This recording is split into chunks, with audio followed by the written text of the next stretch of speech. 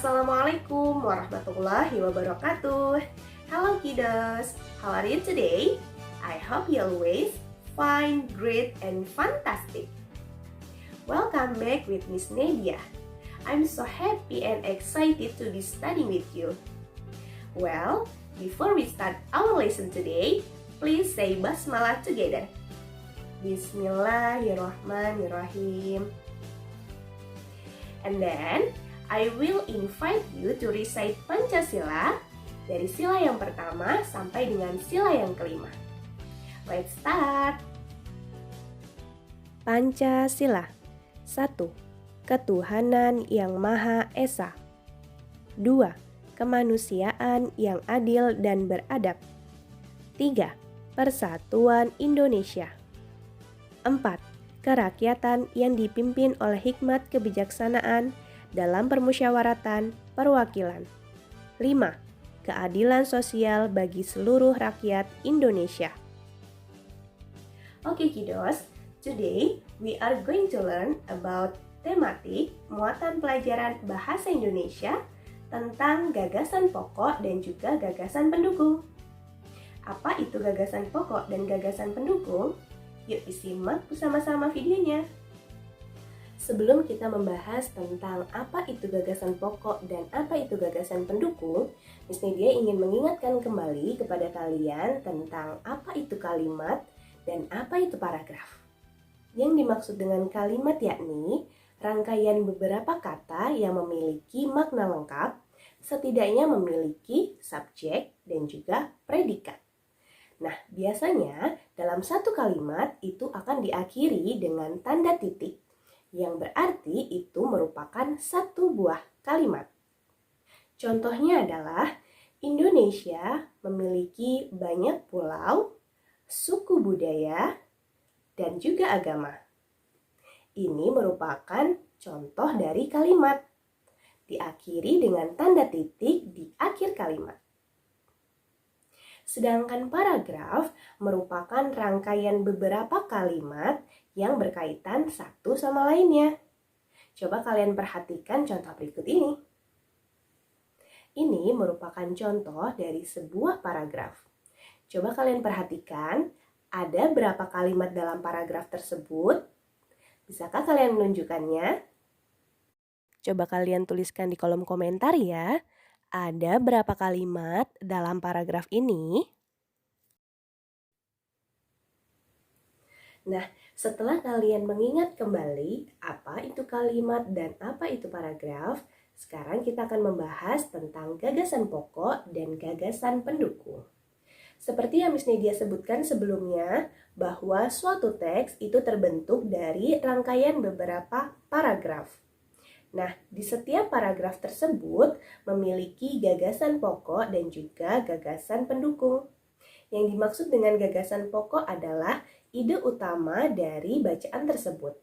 Sedangkan gagasan pendukung yakni uraian atau informasi tambahan dari gagasan pokok. Untuk lebih jelasnya, coba kalian perhatikan contoh berikut ya. Pawai budaya sangat menarik bagi warga Kampung Babakan. Pawai ini selalu menampilkan keragaman budaya Indonesia. Udin dan teman-teman tidak pernah bosan menanti rombongan pawai lewat. Tahun ini mereka datang ke alun-alun untuk melihat pawai tersebut. Kakek Udin pun terlihat sabar menanti. Terdengar suara gendang yang menandakan rombongan pawai semakin dekat. Nah, kemudian cara kalian untuk dapat menentukan gagasan pokok dan juga gagasan pendukung, yang pertama harus kalian lakukan adalah cermati terlebih dahulu bacaan teks tersebut. Kalian baca dari awal paragraf hingga akhir paragraf. Kemudian, kalian tentukan yang mana yang merupakan kalimat utama atau kalimat yang merupakan inti dari bacaan tersebut.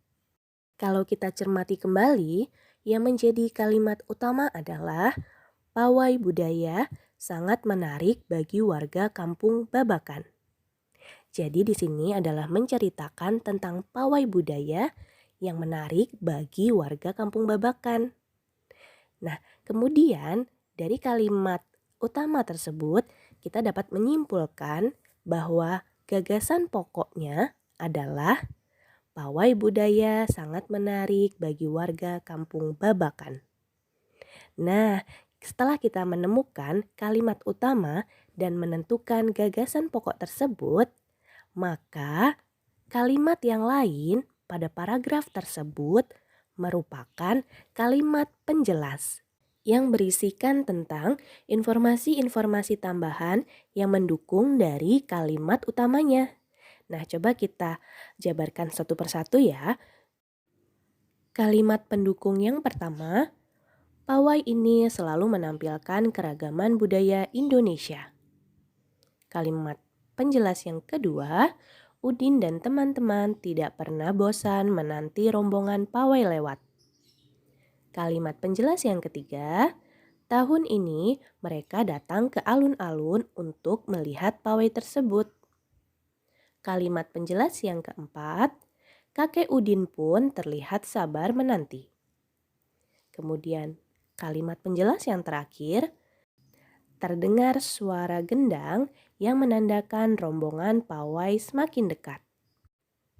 Nah, setelah kita selesai menentukan kalimat penjelasnya, kemudian kita dapat simpulkan gagasan-gagasan pendukungnya.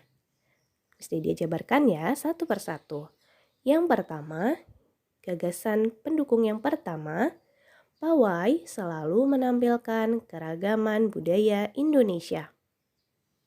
Gagasan pendukung yang kedua, Udin dan teman-teman tidak pernah bosan menanti rombongan pawai lewat. Gagasan pendukung yang ketiga, tahun ini mereka datang ke alun-alun untuk melihat pawai. Gagasan pendukung yang keempat, warga bersabar menanti. Gagasan pendukung yang terakhir yakni suara gendang menandakan rombongan pawai semakin dekat. Nah, ternyata gagasan pokok itu tidak hanya terdapat pada awal paragraf saja. Kalian dapat menemukan gagasan pokok pada awal paragraf, tengah paragraf, maupun di akhir paragraf. Agar kalian semakin memahami bagaimana cara menentukan gagasan pokok dan juga gagasan pendukung, silakan kalian baca paragraf berikut. Kemudian kalian tentukan mana kalimat utamanya.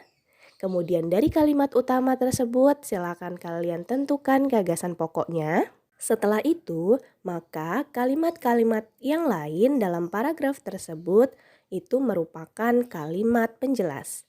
Nah, dari kalimat penjelas ini silakan kalian tentukan gagasan pendukungnya. Seperti yang Miss Nadia lakukan tadi.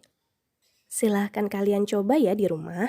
Tugas ini tidak perlu kalian kumpulkan, namun akan Miss Nadia bahas pada pertemuan selanjutnya. That's all for today, kiddos.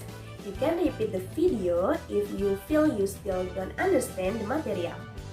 Kalian dapat mengulangi kembali video ini jika dirasa kalian belum memahami materi yang Miss Nadia sampaikan tadi. Oke, Miss Nadia akhiri. Wassalamualaikum warahmatullahi wabarakatuh. See you!